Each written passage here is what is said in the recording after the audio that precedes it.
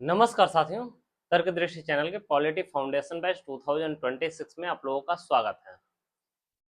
ये जो लेक्चर है लेक्चर 9 है और इसके पहले हम लोगों ने जो टॉपिक किया था लेक्चर 8 में, वो हम लोगों ने टॉपिक किया था भारत शासन अधिनियम 1858 और भारत परिषद अधिनियम 1861 और भारत परिषद अधिनियम 1892। इन तीनों अधिनियमों को हम लोगों ने देखा था। आज हम लोग जो अधिनियम देखेंगे वो भारत परिषद अधिनियम 1909 यानी 1909 यानी इंडियन काउंसिल एक्ट 1909। इसमें जो सबसे महत्वपूर्ण जो पॉइंट है, इसमें सत्येंद्र प्रसाद सिन्हा वायसराय की कार्यकारिणी में परिषद में विधि सदस्य के रूप में नामित हुए।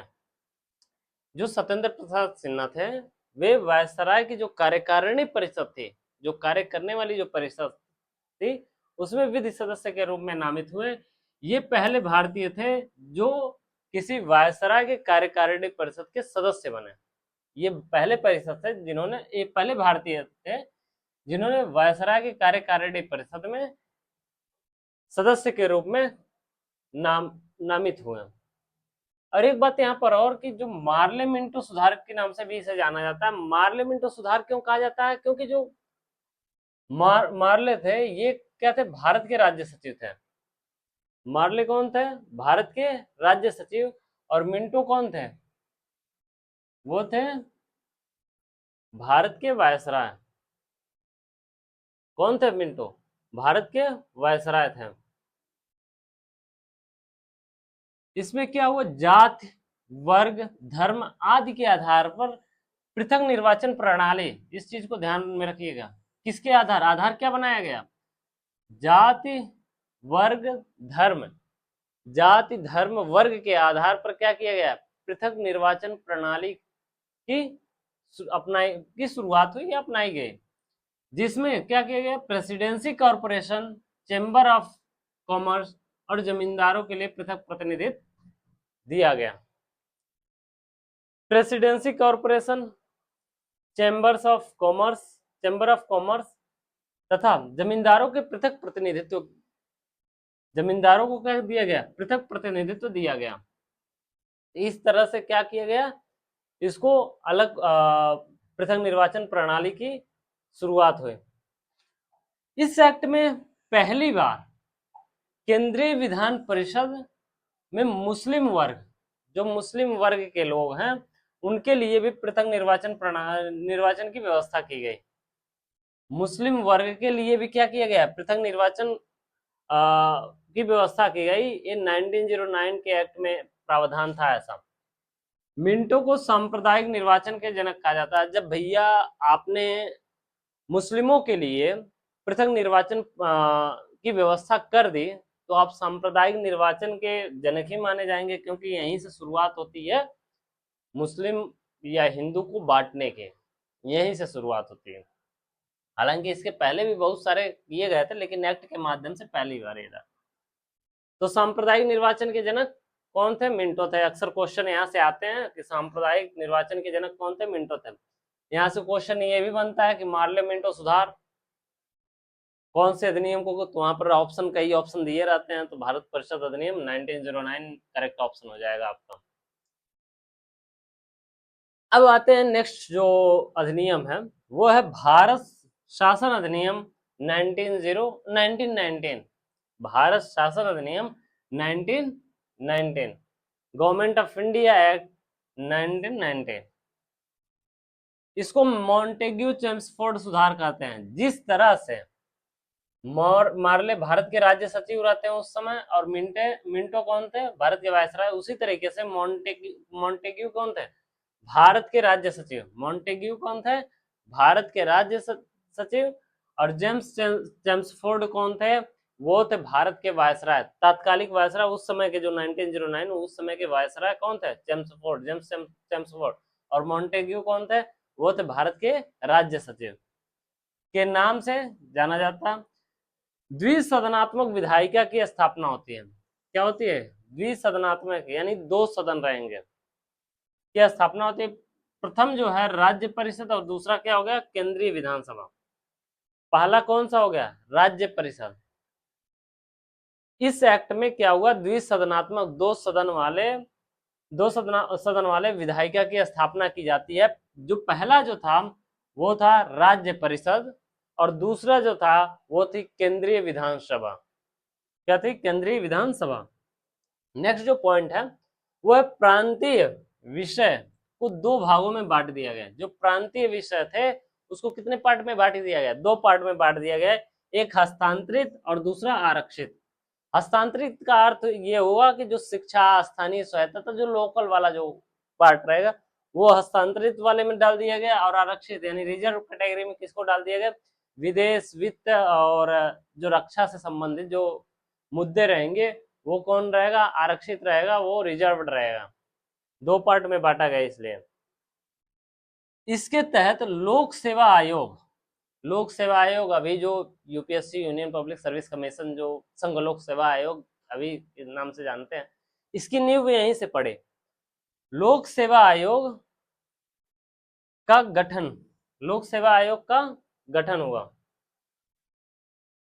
इसके तहत लोक सेवा आयोग का गठन हुआ। पहली बार भारत में महिलाओं को मत देने का अधिकार प्राप्त हुआ। इस एक्ट के माध्यम से पहली बार महिलाओं को, जो महिलाएं हैं भारत की, उनको मत देने का अधिकार प्राप्त हुआ। इसके पहले महिलाओं को मत देने का अधिकार नहीं था। इसमें यह भी प्रावधान किए गए थे कि 10 वर्ष बाद संवैधानिक आयोग की नियुक्ति होगी। इसमें क्या किया गया था? इसमें यह प्रावधान किया गया था कि भारत शासन अधिनियम 1919 में यह प्रावधान किया गया था कि 10 वर्ष बाद संवैधानिक आयोग की नियुक्ति होगी। लेकिन 2 वर्ष पहले, यानी होना 1919 से 10 वर्ष बाद, यानी 1929 में होना चाहिए था। नियुक्ति जो संवैधानिक आयोग है उसकी नियुक्ति कब होनी चाहिए थे? 1929 में। 1919 + 10 करेंगे तो 1929 में होनी चाहिए थे।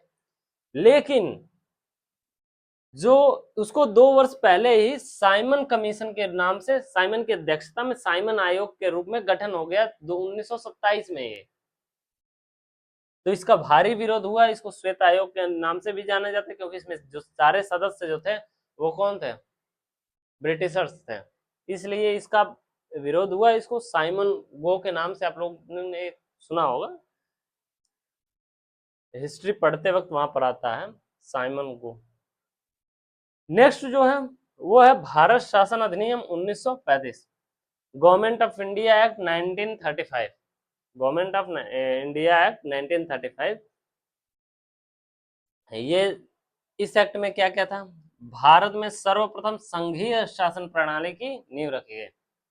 संघ एक रहेगा, उसी शासन प्रणाली की स्थापना हुई या नींव रखी गई। द्वैध शासन की स्थापना, अर्थात केंद्र एवं राज्य इकाइयों के मध्य शक्तियों का विभाजन। द्वैध शासन का अर्थ क्या हुआ? कि केंद्र और राज्य की कौन कौन सी शक्तियां हैं वो सारी चीजें डिसाइड, विभाजन उनमें हो गए। 3 सूचियां बनाई गई, जिनमें संघ सूची, प्रांत सूची और समवर्ती सूची, जो कि अभी भी है हम लोगों में। हम लोगों के संविधान में जब 7वीं अनुसूची पढ़ेंगे उसमें 3 सूची दी गई है, 3 सूचियों में डिवाइड किया गया है। वो है संघ सूची, प्रांत सूची और समवर्ती सूची। संघ सूची में 59 विषय हैं।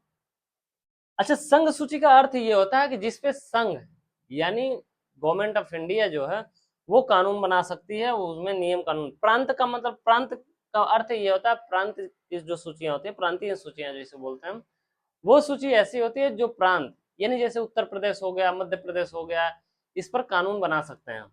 और जो समवर्ती सूची, ऐसे विषय होते हैं उसमें कि उस विषय पर दोनों, यानी संघ सरकार और राज्य सरकार, जो केंद्रीय सरकार या संघ सरकार बोले या और राज्य सरकार, दोनों सरकारें क्या होती हैं उस पर कानून बना सकती हैं कुछ दायरे के अंतर्गत। तो द्वैध शासन की स्थापना हुई, केंद्र एवं राज्य इकाइयों के मध्य शक्तियों का विभाजन हुआ, बंटवारा हुआ। 3 सूचियां थी, संघ सूची, प्रांत सूची, समवर्ती सूची। संघ सूची में 59 विषय थे, यानी 59 ऐसे विषय थे जिसपे संघ सरकार क्या कर सकते थे, उस पर कानून बना सकते थे। प्रांतीय में कौन से 54, प्रांत में कितने थे, 54 विषय थे, और समवर्ती में कितने थे, 36 विषय थे। अभी प्रेजेंट टाइम में आप लोग एक कमेंट करके बता सकते हैं कि संघ सूची में कितने विषय हैं, प्रांत सूची में कितने विषय हैं, और जिसे राज्य सूची अक्सर बोलते हैं, राज्य सूची में कितने विषय हैं, और समवर्ती सूची में कितने विषय हैं। तो आप लोग ये कमेंट में जरूर बताएं।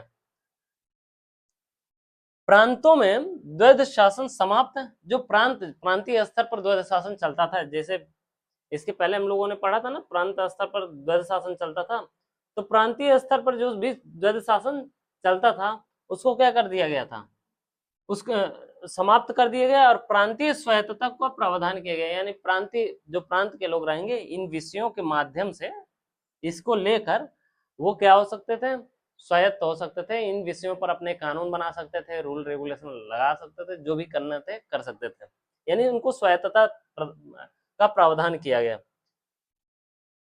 भारतीय परिषद को समाप्त, भारतीय परिषद को क्या कर दिया गया, समाप्त किया गया। जो भारतीय परिषद थी उसको क्या कर दिया गया, समाप्त कर दिया गया। और जो विवाद निपटारों के लिए 1937 में, 1935 में एक्ट आया, 1937 में संघीय न्यायालय की स्थापना हो गई। 1935 में क्या हुआ, गवर्नमेंट ऑफ इंडिया एक्ट आया, और 1937 में संघीय न्यायालय की स्थापना हुई, जिसके साथ ही क्या कर दिया गया, भारत परिषद को समाप्त कर दिया गया। जो भारतीय परिषद थी, कानून के बंटवारे, जो कानून विवाद निपटारे के लिए जिम्मेदार थी, उसको किसको सौंप दिया गया, संघीय न्यायालय को सौंप दिया गया। बर्मा, अभी जो म्यांमार के नाम से आप लोग जानते हैं, बर्मा यानी म्यांमार जो है, भारत से क्या कर दिया गया, 1937 में अलग कर दिया गया। क्या कर दिया गया, सेपरेट कर दिया गया इंडिया से। तो क्वेश्चन यहां से अक्सर बनते हैं कि म्यांमार जो अभी बर्मा या म्यांमार भारत से किस समय अलग किया गया और किस अधिनियम के माध्यम से अलग किया, तो 1937 में अलग किया गया, और भारत शासन अधिनियम 1935 के माध्यम से उसे अलग किया गया था। इसमें ये जो शासन अधिनियम है, इसमें क्या किया गया, इसमें दलित जातियों, किसको, दलित जातियों, महिलाओं और मजदूरों वर्ग के लिए अलग निर्वाचन की व्यवस्था की गई। दलित जातियों, महिलाओं और मजदूर वर्ग, इन तीनों वर्गों के लिए अलग से निर्वाचन की व्यवस्था की गई। और इसमें एक काम और किया गया कि मताधिकार का विस्तार हुआ। लगभग 10% जनसंख्या को मताधिकार प्रदान किया गया, मत का अधिकार प्रदान किया गया, यानी वो लोग इलेक्शन में पार्टिसिपेट कर सकते थे, वोट दे सकते थे। ठीक, यानी मताधिकार में बढ़ोतरी हुई किस एक्ट के माध्यम से, वो थी 1935, और लगभग 10% जनसंख्या को मत देने का अधिकार प्रदान किया गया। आपको ये वीडियो कैसी लगी, आप कमेंट सेक्शन में जरूर बताएं, और अगर अच्छी लगी तो अपने दोस्त के साथ शेयर करें। और साथ ही साथ आप लोग ये वीडियो देखने के बाद क्वेश्चन जरूर लगाएं। आपको मैं TPP, topic practice paper provide करता हूँ टेलीग्राम चैनल, उसके जो भी वीडियो देखते हैं उस वीडियो के लिंक में, उस वीडियो के डिस्क्रिप्शन में लिंक प्रोवाइड रहते हैं, उसको आप लोग जरूर खोलें और वहां से जरूर क्वेश्चन आप लगाएं। धन्यवाद।